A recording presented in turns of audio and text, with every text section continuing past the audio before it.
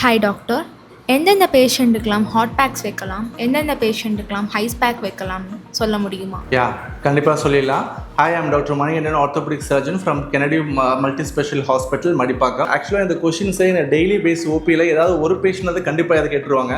So ice பேக்குங்கிறது பார்த்தீங்கன்னா immediate ஒரு drama ஆகிட்டு கீழே விழுந்துட்டாங்க, உடனே ஒரு ஸ்வெல்லிங் ஆகுது அப்படின்னா அவங்களுக்கு ஐஸ் பேக் வைக்கலாம். ஐஸ் பேக் வைக்கிறது ரீசன் என்ன அப்படின்னா அவங்களுக்கு வாஸ்குலாரிட்டி வந்து கம்மியாகும். ஸோ வாஸ்குலாரிட்டி கம்மியாகணும்னா வீக்கமும் கம்மியாகும்.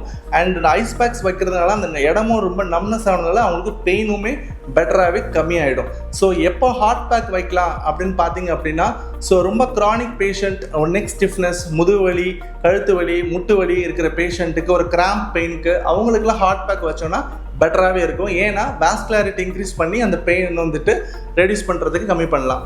ஸோ சிம்பிளாக சொல்ல போனால், கீழே அக்யூட் ஃபேஸுக்கு ஐஸ் பேக் வைங்க, க்ரானிக்காக ரொம்ப நாள் வலி இருக்கிறவங்களுக்கு ஹாட் பேக் வைங்க. தேங்க்யூ.